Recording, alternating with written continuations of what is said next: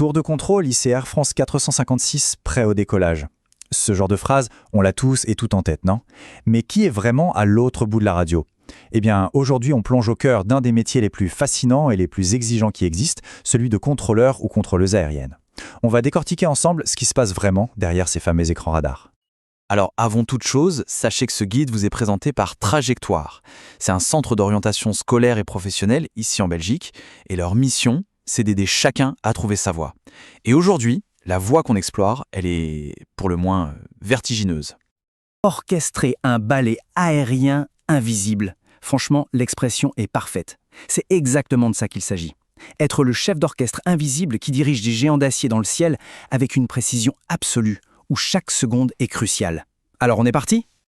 Allez, on commence par le commencement. Quelle est la mission fondamentale de ces professionnels qu'on surnomme, à très juste titre d'ailleurs, les aiguilleurs du ciel ? Bon, sur le papier, la définition a l'air simple, n'est-ce pas? Guider les avions pour assurer la sécurité et la fluidité. Mais en réalité, la responsabilité qui se cache derrière ces mots est immense. Pensez-y une seconde. Chaque avion, de son départ à son arrivée, est sous leur contrôle. L'objectif numéro 1, c'est bien sûr d'éviter les collisions, mais aussi de gérer le trafic pour que tout soit fluide. C'est un immense puzzle en temps réel et la pression, elle, ne retombe jamais. Mais alors, qui sont ces personnes qui exercent ce métier en Belgique ?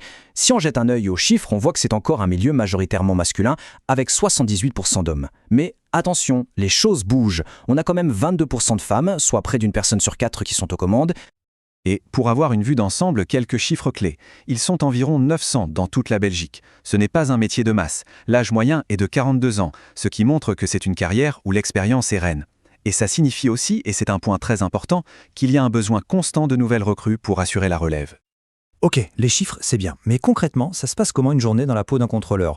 On va plonger dans le vif du sujet. Et petit spoiler, ce n'est vraiment pas de tout repos. Le quotidien, c'est une liste de missions qui, franchement, donne le tournis. La base, bien sûr, c'est de guider les appareils pour éviter tout incident. Mais ça va tellement plus loin. Il faut donner les autorisations de décollage, d'atterrissage, informer les pilotes sur la météo, le trafic et même optimiser les trajectoires pour économiser du carburant. Et évidemment, il faut être prêt à gérer n'importe quelle urgence. Le tout dans une seule langue, l'anglais, la langue officielle du ciel. Pour pouvoir tenir le coup face à une telle pression, la journée est structurée au millimètre près. Ça commence par un briefing avec l'équipe qu'on relaye, ensuite on prend sa position et c'est parti pour la gestion du trafic. Mais attention, jamais plus de 2 heures d'affilée, c'est une règle d'or. Après ça, pause obligatoire pour recharger les batteries. La concentration doit être absolue, donc la fatigue est l'ennemi public numéro 1. On a le témoignage de Marc, 38 ans, qui est contrôleur, et il résume ça parfaitement. Il dit « On prend des centaines de décisions critiques par heure ». Vous imaginez ? Le niveau d'adrénaline doit être incroyable. Mais il ajoute que la satisfaction, le soir, quand on a géré un énorme pic de trafic sans le moindre problème, c'est un sentiment juste immense. Bon, le métier a l'air passionnant, d'accord. Mais la grande question, c'est comment on y arrive ? Quel est le parcours pour devenir contrôleur aérien ? C'est un chemin exigeant, on ne va pas se mentir, mais au moins il est très clair.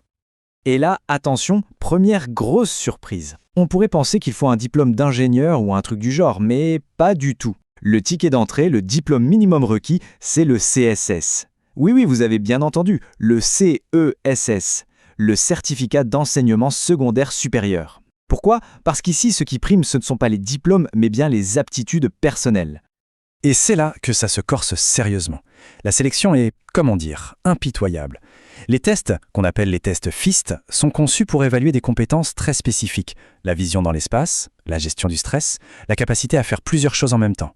Et le taux de réussite, alors là, tenez-vous bien, il est de moins de 5%. C'est tout simplement l'une des sélections les plus difficiles de Belgique. Mais, parce qu'il y a un mais et il est de taille. Pour les rares personnes qui réussissent cette sélection et qui terminent la formation qui est elle aussi très intense, la récompense c'est absolu. Le taux d'insertion professionnelle est de 100%. C'est simple, on réussit la formation en un job. C'est la sécurité de l'emploi garantie.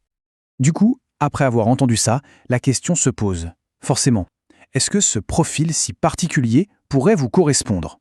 Ce mélange de sang-froid à toute épreuve et cette capacité quasi surnaturelle à visualiser des objets en 3D dans sa tête, ça vous parle ?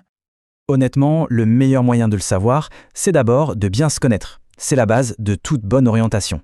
D'ailleurs, c'est l'occasion de vous dire que sur le site de Trajectoire, donc trajectoire.be, trajectoire avec un K, vous trouverez des quiz d'orientation gratuits. C'est un super outil pour vous aider à y voir plus clair sur vos points forts.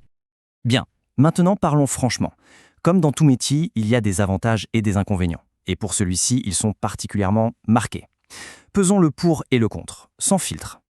Côté avantage, c'est du lourd, un salaire très attractif dès le début, une stabilité d'emploi quasi absolue et un point énorme, la formation est rémunérée. Maintenant, côté inconvénient, c'est tout aussi intense. Un stress et une pression mentale extrême, des horaires irréguliers qui bousculent la vie sociale et une responsabilité pénale qui pèse sur les épaules en cas d'erreur. C'est bien plus qu'un métier, c'est un vrai choix de vie. Et quand on dit rémunération attractive, de quoi parle-t-on concrètement ? Eh bien, le salaire de départ pour un contrôleur débutant, c'est environ 5 000 € bruts par mois, et ça, c'est sans compter les primes. C'est un chiffre qui fait réfléchir et qui vient clairement compenser les sacrifices demandés. On arrive maintenant au moment décisif. Après tout ce qu'on vient de voir, la question ultime se pose. Est-ce que ce métier pourrait être fait pour vous ? Pour y répondre le plus honnêtement possible, voici quelques questions à se poser. Est-ce que vous arrivez à garder votre calme quand tout s'accélère ? Avez-vous une bonne vision dans l'espace ? Est-ce que les horaires décalés, la nuit, les week-ends, c'est un problème pour vous ? Et enfin, l'idée de devoir maintenir une concentration maximale pendant des heures, est-ce que ça vous motive ? Se poser les bonnes questions, c'est la toute première étape. Mais la plus importante, c'est d'y trouver vos propres réponses, en toute franchise. C'est votre avenir, votre décision. Et si cette réflexion vous donne envie d'aller plus loin, de passer de la question à l'action, n'oubliez pas d'aller faire un tour sur trajectoire.be. Vous pourrez y commencer une analyse personnalisée pour construire votre projet pro sur des bases solides. Qui sait, peut-être que votre avenir se trouve vraiment à 10 000 mètres d'altitude. Merci de nous avoir suivis et à très bientôt.